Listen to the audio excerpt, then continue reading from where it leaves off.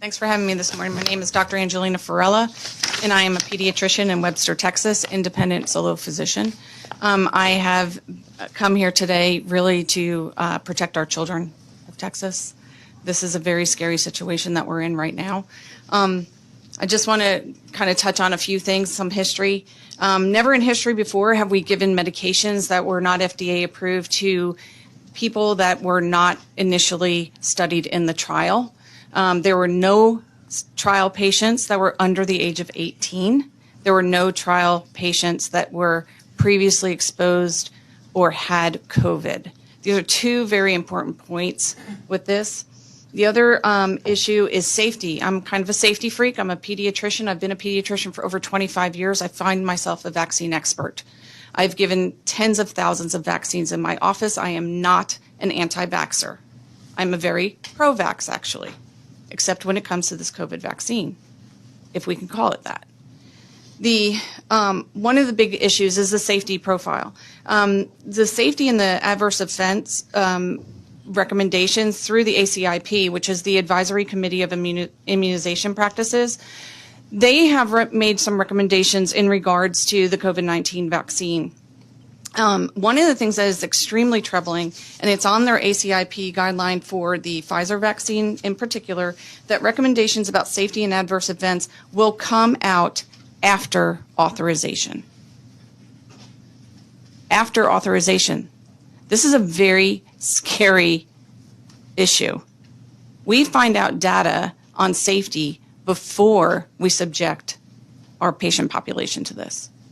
We are currently allowing children 16, 17 years old to get this vaccine, and they were never studied in this trial. On top of that, these kiddos, they're extrapolating the data from adults down to children and adolescents. This is not acceptable. Children are not little adults. Not acceptable at all. Children have a 99.997% survivability from the COVID. 99.997%. Let me repeat that for you all to understand. And there's evidence that these children are actually a buffer. What that means is that these children actually, for some reason, do not spread the disease. Children are not super spreaders. So what we're doing to our kids right now is actually criminal. We are isolating them. We are putting them in masks, which is also clinically dangerous. We are also telling them that, psychologically telling them that if they bring COVID home, they're going to kill grandma, granddad, aunt, uncle, mom, and dad. That is a horrible, horrible situation to put on our kids. Let me go back to the rotavirus vaccine of 1999. I've been in practice long enough that I actually was giving rotavirus back in 1999, and it was pulled off the market then because of 15 cases of intussusception. Intussusception is where the gut telescopes on itself. Intussusception is not necessarily life-threatening. It sometimes self-reduces, but the rotavirus vaccine was actually pulled immediately, and we stopped giving it to our kids. And what has happened with this particular vaccine is appalling to me. We have in excess of 4,000 deaths, and this thing has not been pulled yet. This is absolutely unacceptable. On top of that, a few years ago, maybe some of you don't understand that we had a flu epidemic, pandemic in 2017, and it killed 95,000 Americans. And 95,000 Americans died despite the fact that we have early, effective antiviral treatment for the flu. Okay? We now have early, effective outpatient treatment for COVID. We've had it for a long time. As a pediatrician, I stepped up to the plate in Texas to help Texans, adults, because doctors in my community shut their doors, locked their doors, and refused to treat patients. I've seen hundreds of adults active COVID. I've also treated post-vaccine problems in adults.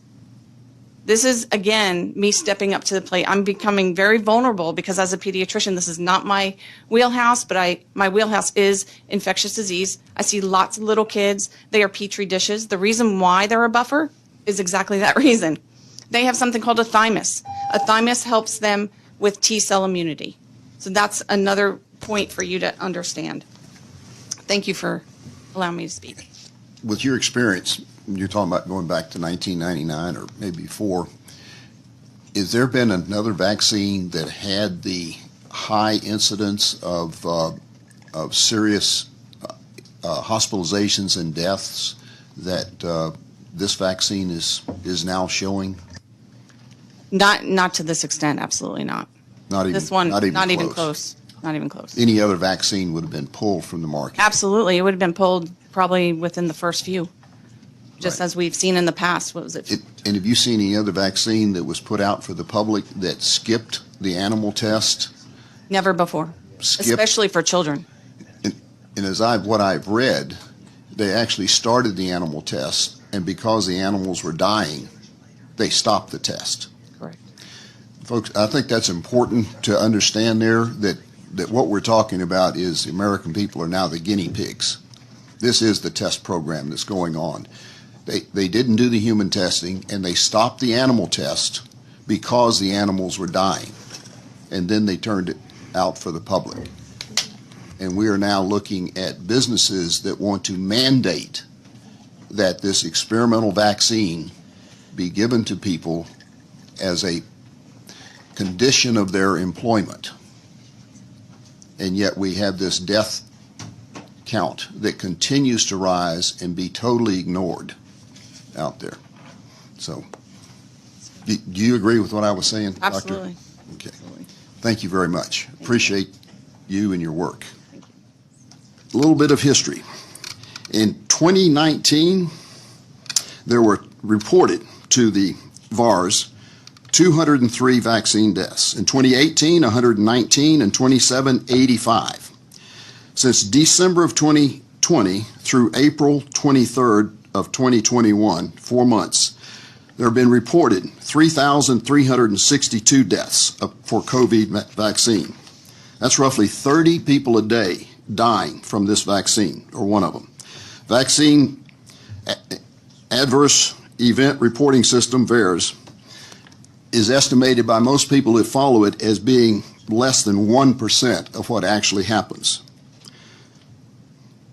Compare the COVID vaccine to the mandated vaccine for bacterial meningitis.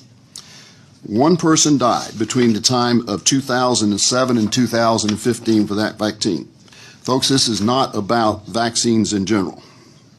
In the 4 months of 2021, we've had more COVID-19 experimental vaccine deaths than all the vaccine deaths for the 15-year period between 1997 and 2013, plus almost 1,000 heart attacks and over 8,000 hospitalizations. In 1976, there were 45 million people who were vaccinated for the swine flu. A mere 15 people died, and I don't say that lightly because any death is very regrettable, but the program was immediately halted because it was considered too risky. 53 deaths, and we've had approaching 4,000 with the COVID.